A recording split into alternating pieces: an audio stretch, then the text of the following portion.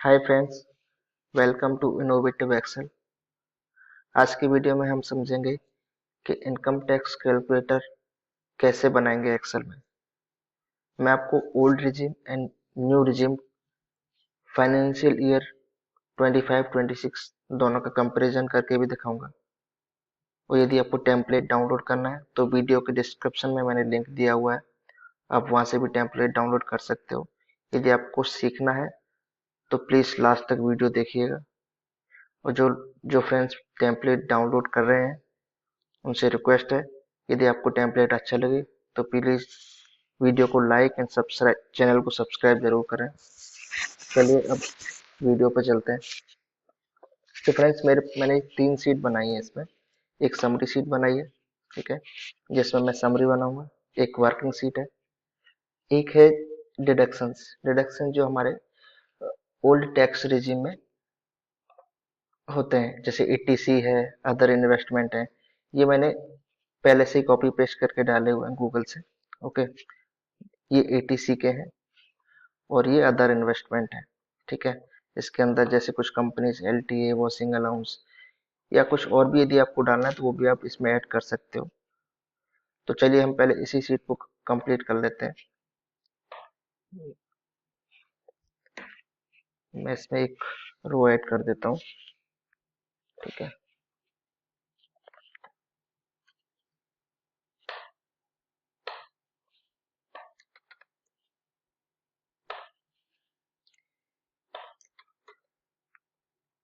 इन दोनों को मैं टेबल फॉर्मेट में कन्वर्ट कर देता हूँ, बिकॉज जैसे ही आप नीचे कोई भी रो ऐड करोगे नहीं तो कैलकुलेशन होके ऑटोमेटिकली अपडेट हो जाएगा ऊपर, ठीक है। Equal to some.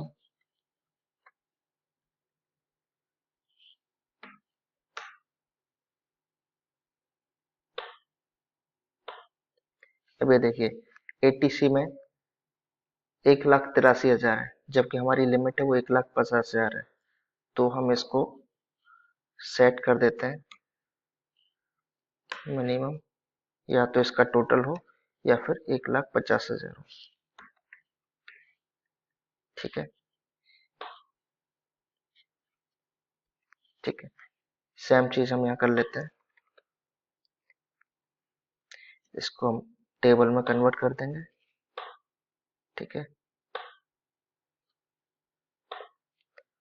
इसका हम सम डाल देंगे इधर,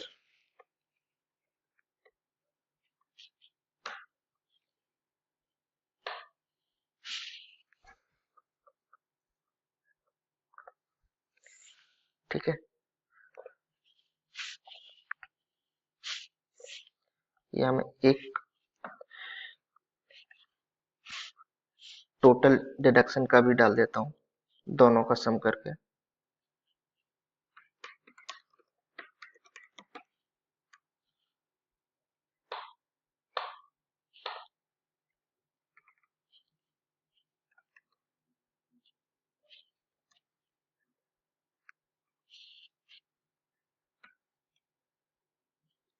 दिस प्लस दिस,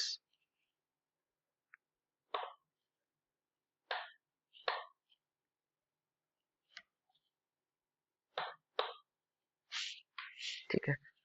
यदि आपको कुछ भी नया ऐड करना है, जैसे मैंने अदर्स ही डाल दिया, अदर्स में मैं 1,000 ऐड कर देता हूँ तो ऑटोमेटिकली वो ऐड होता रहेगा। इसमें जैसे मैं सुकन्या डाल देता हूँ, आई थिंक इसमें सुकन्या ऑलरेडी होगा, ऊपर है ऑलरेडी, ठीक है। तो इसमें ऐड होता जाएगा।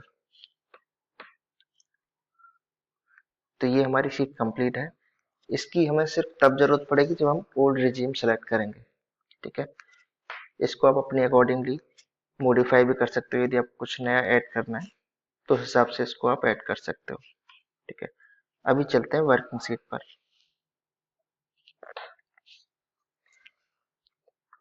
जैसा कि मैंने आपको बताया कि वर्किंग शीट में हम ओल्ड रिजीम का भी कैलकुलेशन करेंगे और न्यू का भी कैलकुलेशन करेंगे, ठीक है। ओल्ड के लिए बना लेते हैं पहले।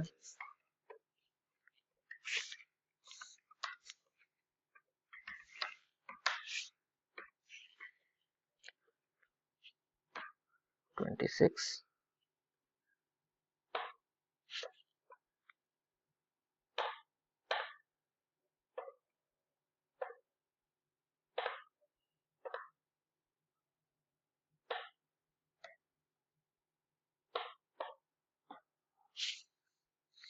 ठीक है,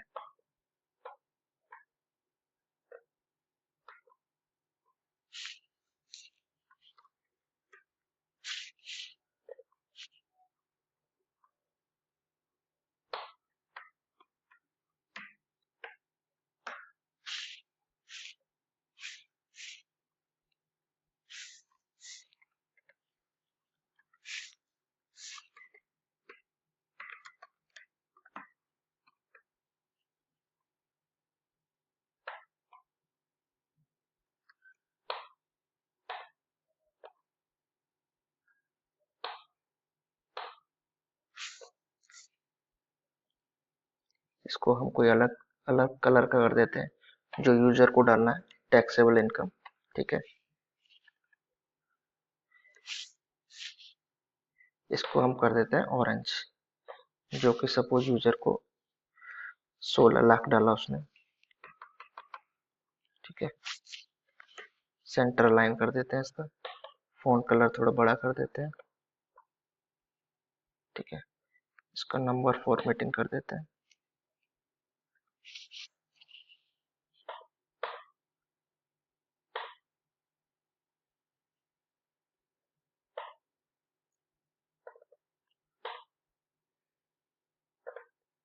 ठीक है, अभी सबसे पहले हम ओल्ड रिजीम पे आते हैं। ओल्ड रिजीम के अंदर हम डालेंगे स्टैंडर्ड डिडक्शन सबसे पहले।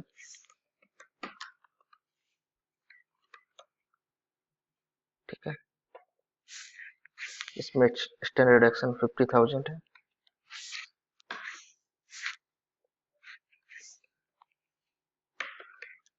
डिडक्शन, इसके अंदर जो डिडक्शन है वो हम सेकंड वाली शीट से लेंगे, तो इक्वल टू फॉर्मूला लगाएंगे हम, और यहाँ जो टोटल आ रहा है इस पे एंटर लगा देंगे। ठीक है,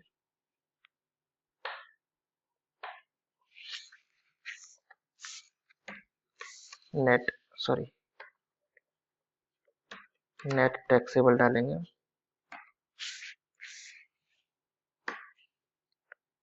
this minus standard deduction minus जो भी हमारी इन्वेस्टमेंट है, डिडक्शन है उसको। ठीक है,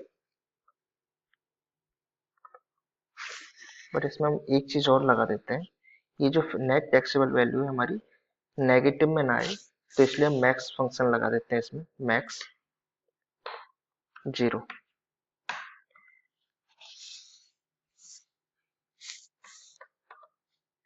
इसको हम थोड़ा फॉर्मेट कर देते हैं।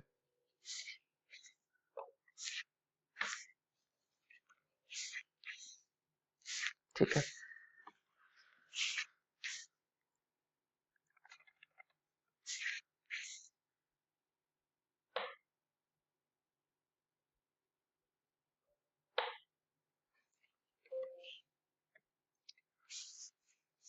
अब ओल्ड रिजीम में हमारी जो गवर्नमेंट ने कंडीशन दी है हम उनको डिफाइन कर लेते हैं। जो भी स्लैब है, आईटीआर परसेंटेज कितना लगता है,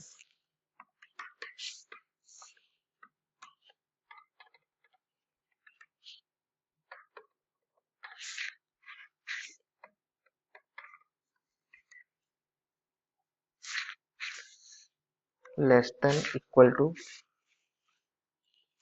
2.5 लाख, तो 2,50,000 पे कितना लगेगा, 0%। ठीक है, less than equal to 50,000, sorry 5 lakh, तो 2.5 लाख से 5 लाख के बीच का जो गैप है वो 2.5 लाख का है, तो यहाँ पे हम 2.5 लाख डालेंगे। ठीक है, उस पर कितना परसेंट लगेगा, 5%। Then less than equal to 10 lakh, इसका जो गैप है 5 से 10 के बीच का 5 लाख का गैप है, तो इस पर कितना लगेगा, 20%। ठीक है। उसके बाद ग्रेटर देन 10 lakhs है, उसके ऊपर चाहे 1 रुपये ही ऊपर क्यों ना हो, तो उस पर कितना लगेगा 30%। इसको सेंट्रल लाइन कर देते हैं।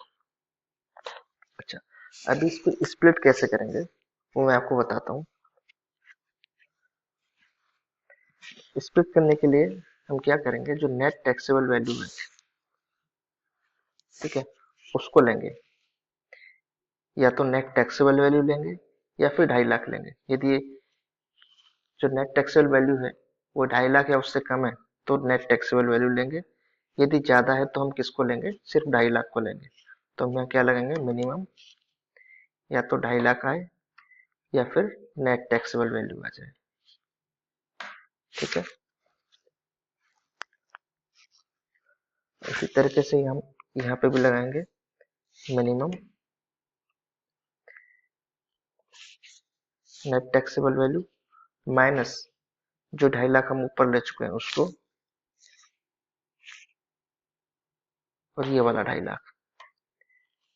या तो ये जो टैक्सेबल वैल्यू है 10,21,000 में से 2.5 लाख माइनस करके आए, या फिर जो भी मिनिमम है वो वैल्यू आ जाए इधर। ठीक है, तो 2.5 लाख आ गया। लेट्स से मैं यहाँ अभी 5 लाख कर देता हूँ। ठीक है, 5 लाख पे कुछ भी टैक्स नहीं है बिकॉज हमारा डिडक्टिबल बहुत ज्यादा है। अभी यहाँ 10 कर लेता हूँ, 11 कर लेता हूँ।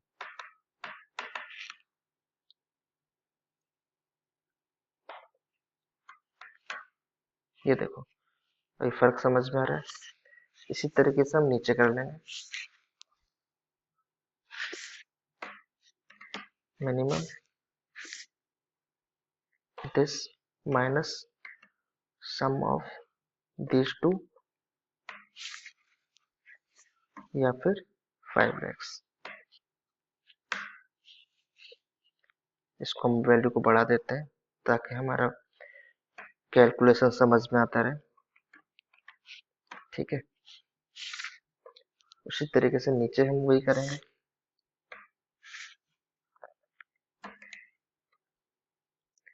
This minus sum of this या फिर आ जाए, या फिर आप ऐसे भी कर सकते हो, इसमें आप ये ना लगा के आप सिंपल क्या करिए, नेट टैक्सेबल वैल्यू माइनस जितना भी ऊपर का जो सम है 10 लाख से ऊपर का, वो इसके अंदर आ जाए। ठीक है, अब इस पूरी वैल्यू का सम 12,21,000 होना चाहिए।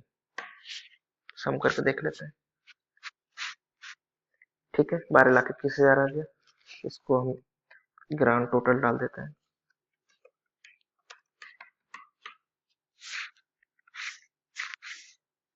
इधर कर देते हैं this divided by ITR percentage. ठीक है, इसका भी सम कर देते हैं।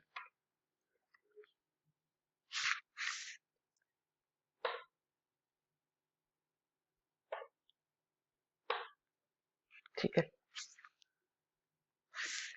अच्छा, अभी हमारा जो tax rebate under section 87A है, उसका रूल क्या है।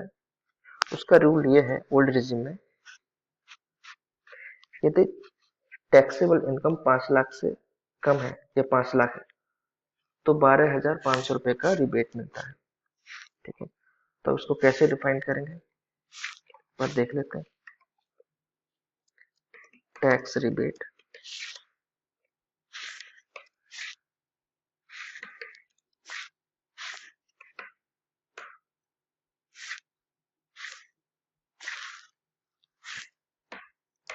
इफ, ये जो टैक्सेबल वैल्यू है, if this taxable value less than equal to है 5 लाख, तो हम इसको क्या देंगे, 12,500 का रिबेट देंगे, अदरवाइज 0। ठीक है,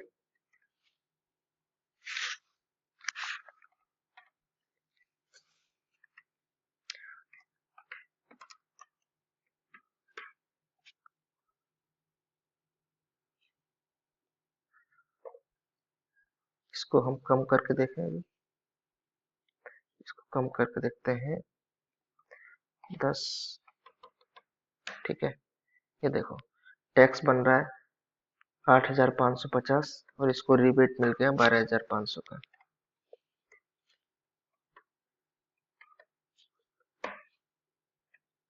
तो जो टैक्स बन रहा है उसमें से हम माइनस करेंगे रिबेट को। ठीक है, बट ये माइनस में नहीं आना चाहिए, इसलिए हम यहाँ फॉर्मूला लगाएंगे मैक्स 0। ठीक है, टोटल टैक्स ये विदाउट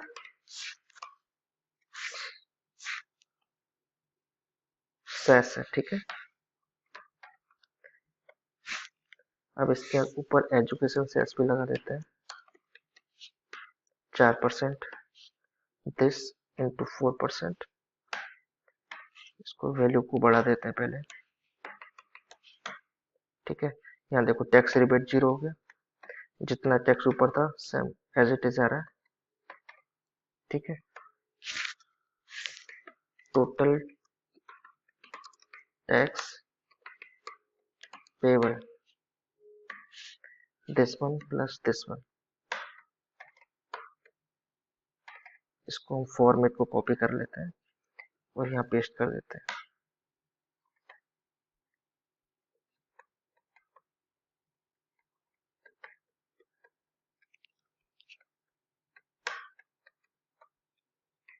मर्ज कर देते हैं इसको। ठीक है, तो ओल्ड रिज्यूम हमारी बन के रेडी है। अब न्यू पर चलते हैं। न्यू स्लैब में भी मैं सेम चीज कॉपी पेस्ट कर लेता हूँ। ठीक है, इसी में चेंज कर देंगे। इसमें स्टैंडर्ड डिडक्शन है 75,000 का। इसमें डिडक्शन ही एप्लीकेबल होता नहीं है, तो इसको हम हटा सकते हैं।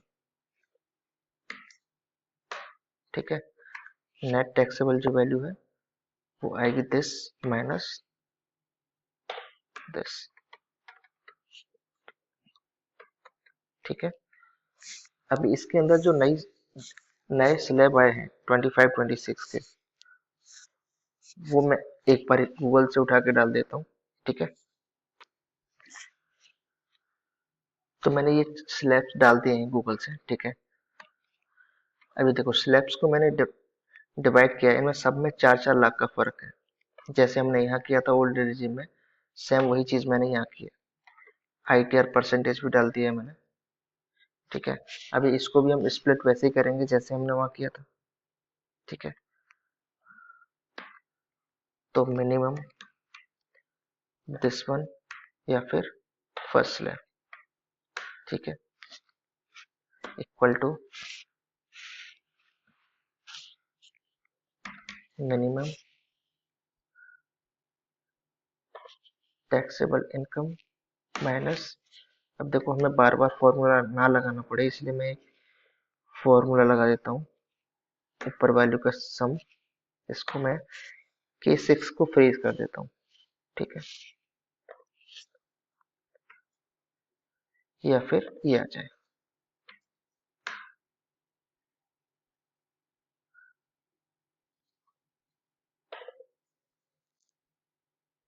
सर मैंने ना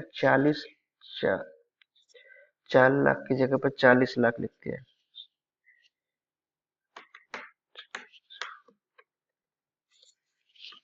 ठीक है, अभी अब देखिए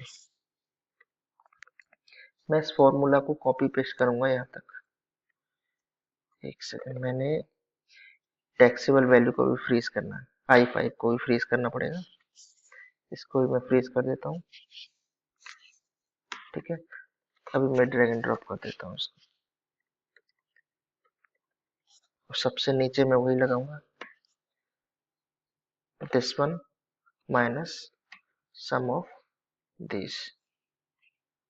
ठीक है, इसको मैं 30 लाख कर देता हूँ। अभी देखिए जो मेरी नेट टैक्सेबल वैल्यू है 29,25,000, और यहाँ भी 29,25,000 आ गया।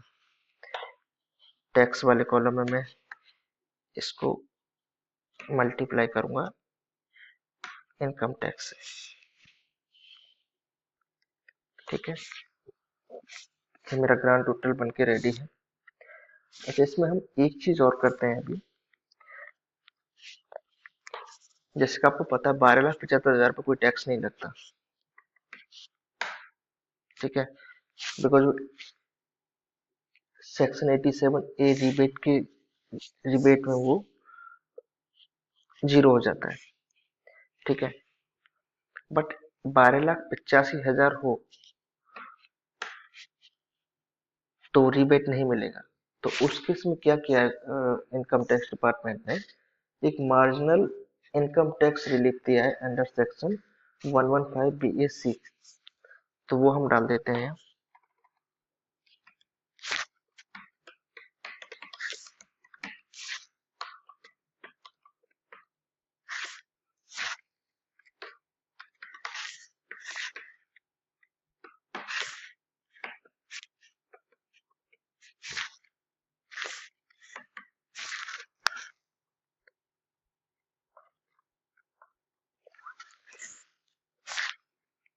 उसका लॉजिक क्या है? उसका लॉजिक ये है कि जो टोटल टैक्स निकल के आ रहा है 61,500, ये 12 लाख और इसमें जो गैप है टैक्सेबल वैल्यू में, उससे ज्यादा नहीं होना चाहिए। जैसे मैं इसको 12 लाख को माइनस कर देता हूँ, 12,10,000 में से 12 लाख।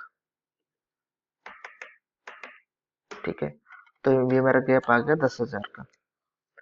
तो जो मेरा टोटल टैक्स लगेगा वो 61,000 नहीं लगेगा, वो 10,000 लगेगा। अभी 12,10,000 87A से भी हट गया, 87A का भी लगा देते हैं यहाँ, जैसे हमने यहाँ लगाया था।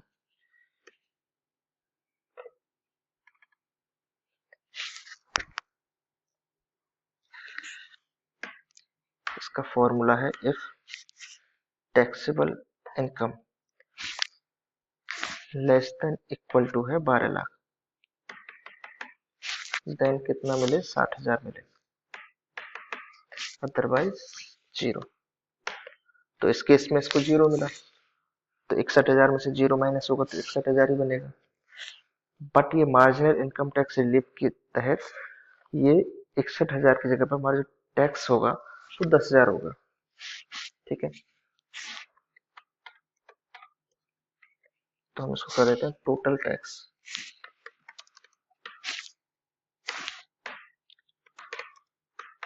Without cess.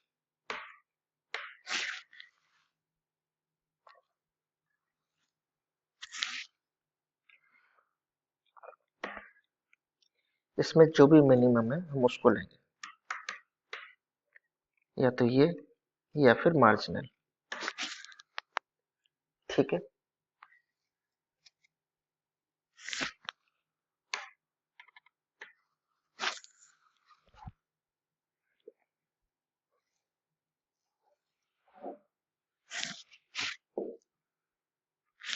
अब इसके ऊपर सेस लगा देते हैं।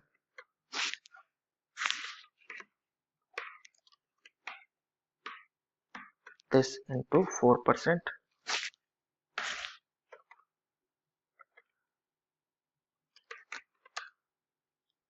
इसको कॉपी पेस्ट कर देते हैं।